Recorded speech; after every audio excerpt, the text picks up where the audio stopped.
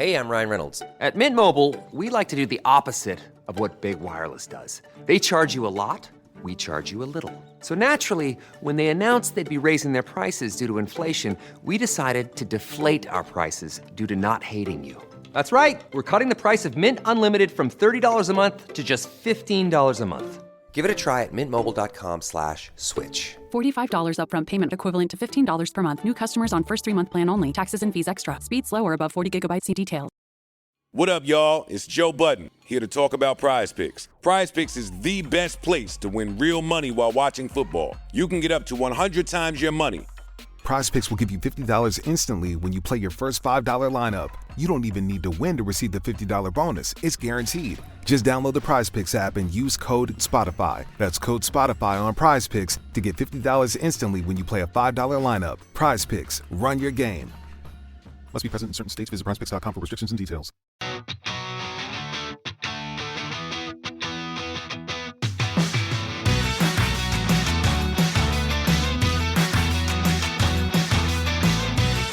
Welcome back to Rams Up, your favorite LA Rams podcast. We are part of the Fans First Sports Network. You can follow us on our YouTube channel as well, at LA Rams Up. I'm your host, Mark. I'll be joined occasionally by my football gurus, Paul and Ian. Let's get to it. What's going on, Ram fans? Episode 569 of Rams Up. Ian, Paul, and I discussed this upcoming Rams-Seahawks game during the roundtable earlier this week. I am going to offer my more detailed preview of this game, add some additional thoughts and context to a crucial NFC West matchup. Before we get to that, episode 569, so I'm going to talk about a player who wore number 69, and there's not a lot to choose from. This is not a number you're going to be seeing hanging from the rafters at SoFi Stadium. But I did find one gentleman that's worth talking about. Defensive tackle, defensive end Greg Meisner. Played for the Rams from 1981 through 1988. Played in 103 games for the Rams. Had 42 starts. Had an interception. 10.5 sacks. So not a super impactful player, but you know what? I barely remember him. He was 6'3", 257 pounds, out of Pittsburgh.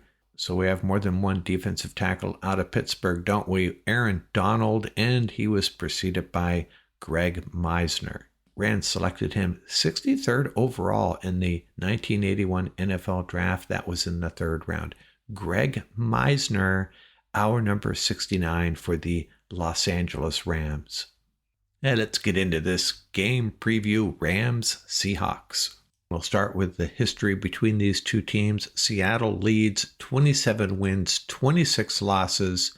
And when you consider that the Rams lost 10 straight to Seattle from 2005 to 2009, not too shabby. Sean McVay, by the way, is 10-5 versus the Seahawks. Last time they played, November 19th of last year, Rams 17, Seahawks 16. Seahawks led 13-0. Puka Nacua and Darrell Henderson scored touchdowns to close the gap and take the lead. That broke a 3-game losing streak for our Rams. They'd win 2 more before losing in overtime to the Ravens, and then closed out the season with 4 straight wins on their way to the playoffs. So that win over Seattle, that 1-point win over Seattle, really got things rolling for our Rams last year. Any games that we should be talking about? Any special games? Well, one of my favorites is that 2017 game in Seattle. I've talked about this several times, but I'm going to talk about it again. Rams 42, Seahawks 7. That was the game right before halftime. The Rams are apparently just trying to run out the clock. Had a big lead already, and then Todd Gurley rips off a 57-yard run, and the Rams go up 34-0 at halftime. And I still remember those fans filing out, the 12th man filing out of the stadium. Yeah, maybe they were going to get a burger, but I think not. I think a lot of them were just heading home. This game is over, and it was. Current odds, Rams by 1. The odds have been all over the place. Originally Seattle by 3, then the Rams by 1, Rams by 2, Rams back down to 1.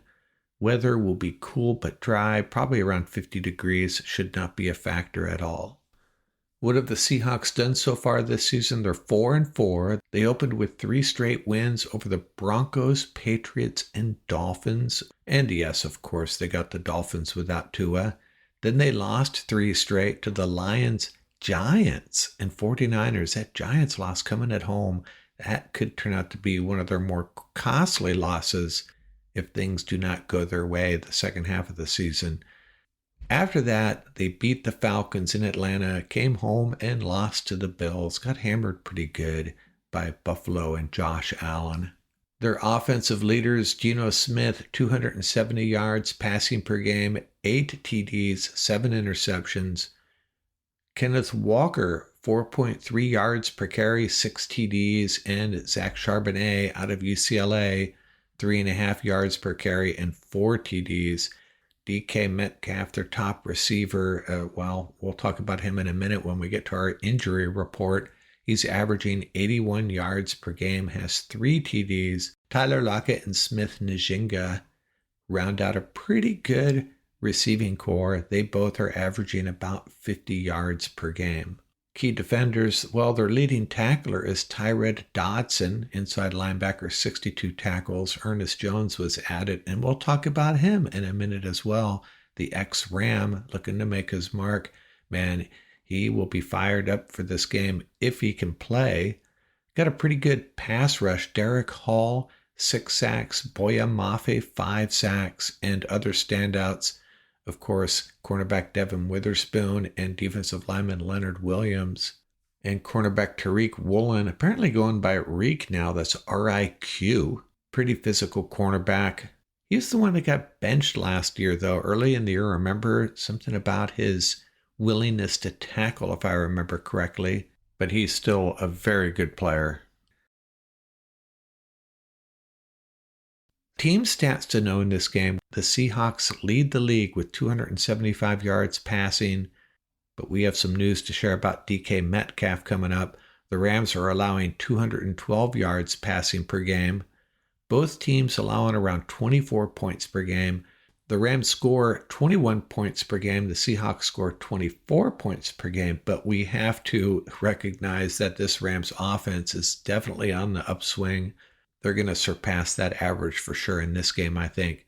The Seahawks giving up 148 yards rushing per game. That's a pretty insane number, considering that their new coach is the former Ravens defensive coordinator, Mike McDonald. This defense has not played well, especially against the run. Let's look at their 2024 draft picks. Their first pick, number 16 overall in the first round, defensive tackle Byron Murphy II out of Texas. And he was the guy the Rams obviously wanted, tried to trade up and get him. So he ends up in Seattle, and he's been playing really well. Did not have a second-round pick in the third round. Guard Christian Haynes. In the fourth round, linebacker Tyrese Knight out of UTEP. He's a guy I liked. In the fourth round, tight end A.J. Barner out of Michigan. Fifth round, cornerback Nehemiah Pritchett out of Auburn. And then in the sixth round, they had 3 sixth-round picks. Tackle Satoa Loamia out of Utah. Cornerback DJ James out of Auburn. And tackle Michael Jarrell out of Findlay. Yes, I've never heard of that school. I read that he was the 4th player ever drafted out of Findlay. But according to Pro Football Reference, he was the 5th player drafted out of Findlay into the NFL. And we all want to know, don't we? Well, I have the answer. It's a private university in, Findlay, Ohio. There you go. Now, how have these draft picks panned out so far? Yeah, kind of a mixed bag. I don't think they can be real thrilled with it at this point, although Murphy looks like he's going to be a game changer, future Pro Bowler perhaps. But other than that, the only one that started, as far as I can tell, is that tackle out of Findlay, Michael Jarrell. And he's their starting right tackle. He will start against the Rams. One of their 6th-round picks, DJ James, was waived, picked up by the Patriots. He's on their practice squad. Everybody else playing apparently mostly special teams or not at all, as far as I can tell. Well, we got to talk about this injury report. Pretty impactful. For the Seahawks, Metcalf has been ruled out. That's a big hit for the Seahawks in a very crucial game. Tight end Noah Fant has also been ruled out. And Ernest Jones, the former Ram, listed as questionable with a neck injury. And they've also ruled out defensive tackle Cameron Young. Young is a rotational player playing behind defensive tackle Jonathan Hankins. He's a pretty good player. For the Rams, the big question is, will Puka Nacua play? Listed as questionable. No structural damage to the knee, but we may not know until game time whether he's going to go or not. And punter Ethan Evans has been ruled out. Quite the bummer because he is also the holder, and we take that position for granted. So the Rams will activate either Ryan Sanford or Ty Zentner to punt in this game, and that player will also serve as a holder, and that may be the key to deciding who they pull up, who they activate, which one is more reliable as a holder on field goals.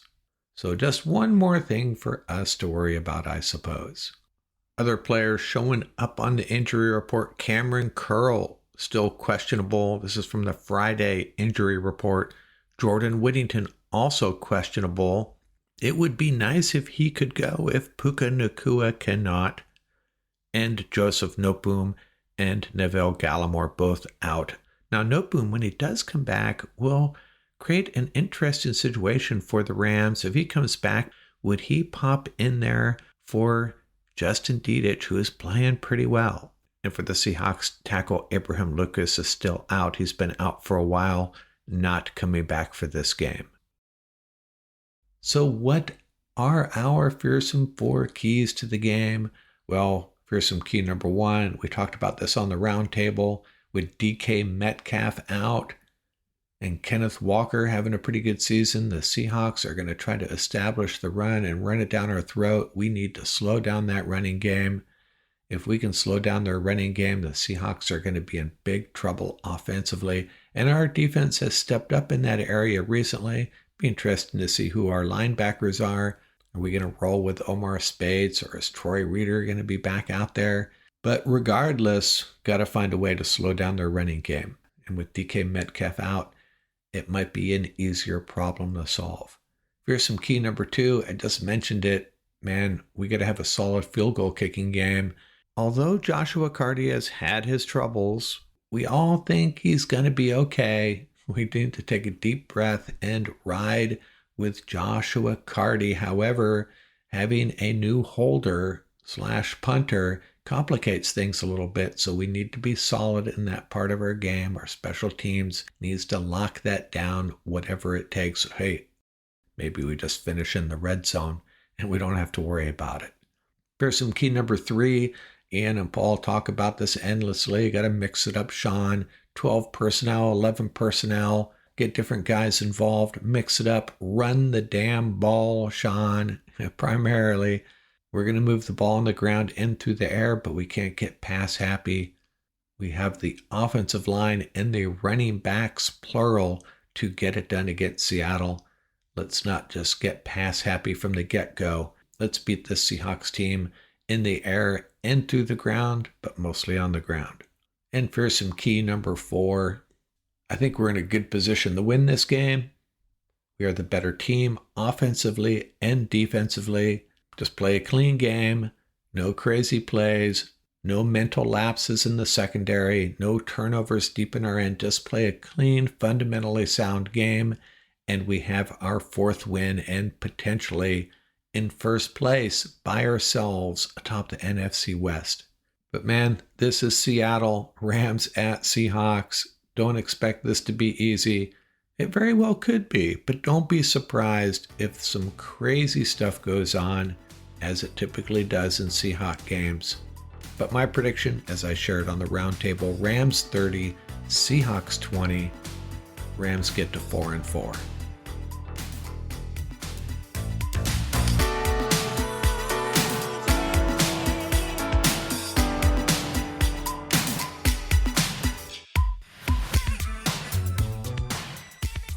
That's going to do it for this episode. Remember, you can reach us at ramsuppodcast@gmail.com. And don't forget about our YouTube channel. Our handle is at laramsup.com. Till next time, keep the horns up, stay safe, and have fun out there.